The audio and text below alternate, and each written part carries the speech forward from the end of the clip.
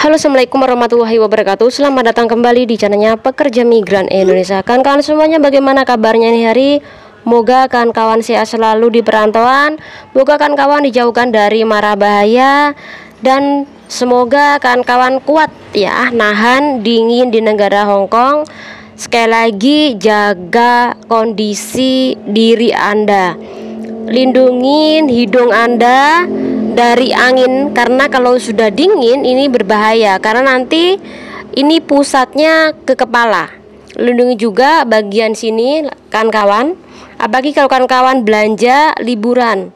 Lindungi tiga ini, karena ketika kawan-kawan tidak melindungi, ini yang paling fatal ya.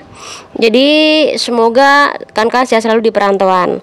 Ada kasus dari kawan kita, mungkin anak baru ya, karena umurnya masih 22. Ini mungkin baru bekerja di negara Hong Kong, akhirnya pingsan karena ya tidak tahan yang namanya dingin. Apalagi minggu-minggu ini dinginnya luar biasa sekali.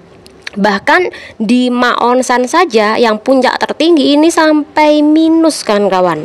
Minusnya itu sampai 1,6 derajat Celcius. Dan di New Territories ini 5 derajat Celcius. Tanggal 25 ini bahkan sampai 12 derajat Celcius. Jadi dingin banget. Nah, adik kita ini yang berasal dari Indonesia, umur 22 tahun, ini pingsan pagi hari. Dia ini ngerasain kedinginan banget, kemudian gemetar, akhirnya asam lambung naik. Nah, disitulah dia pingsan kan kawan. Dan majikannya ini berada di sekitaran kawasan Oscar by the Sea, Tsuen Kwan O. Jadi sekali lagi, hati-hati, jaga kondisi tubuh kawan-kawan, jangan sampai fatal kayak teman kita ini, adik kita ini. Oke, kali ini kita bakal bahas sebuah berita. Jadi ada sebuah berita yang aku baca ini hari.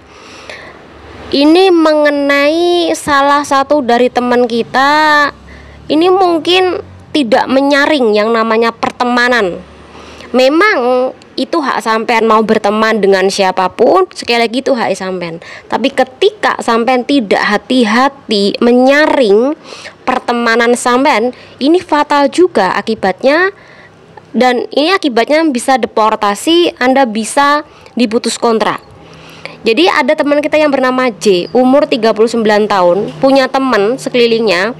Ada beberapa teman ini yang OS, ada temannya dia ini yang minta suaka di negara Hong Kong.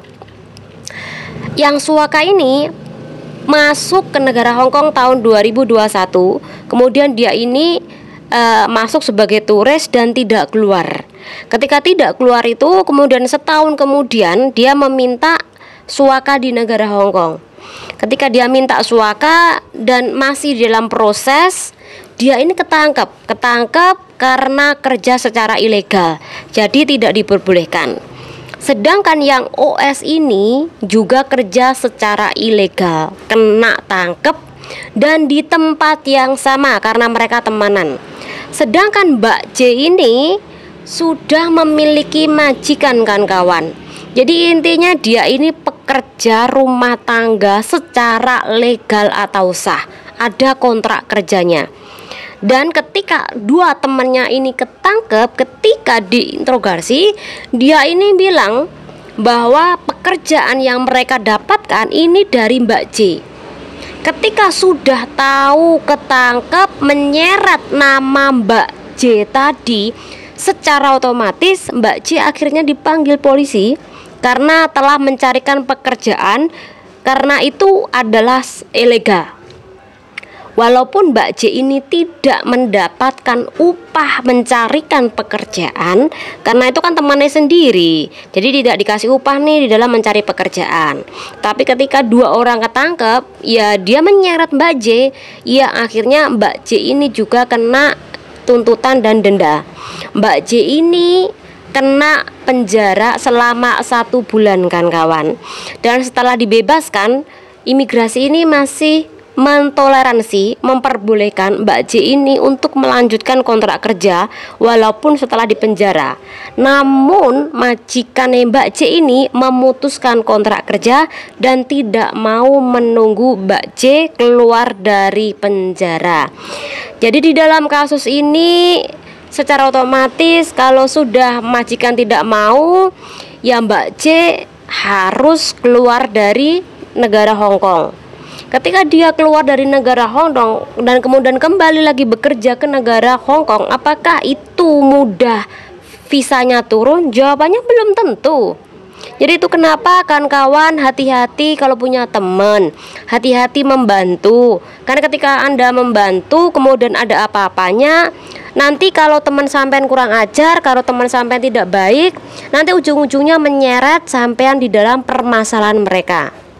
Jadi intinya berbuat baiklah sesuai dengan koridornya. Jangan sampai berbuat baik, mencarikan pekerjaan, kemudian meminjamkan paspor, kemudian meminjamkan tempat tinggal, mencarikan tempat tinggal, kemudian membayarkan. Ini juga berbahaya. Walaupun memang Anda ini tidak digaji ketika Anda membantu mereka-mereka yang OS atau overstay. Jadi sekali lagi tidak membatasi bertemanan kalian dengan siapapun itu. Tetapi alangkah baiknya kalian berhati-hati dan tahu diri tentang batasan itu. Semoga bermanfaat penjelasan ini, informasi ini buatkan kawan semuanya. Jangan diri. Wassalamualaikum warahmatullahi wabarakatuh. Bye bye.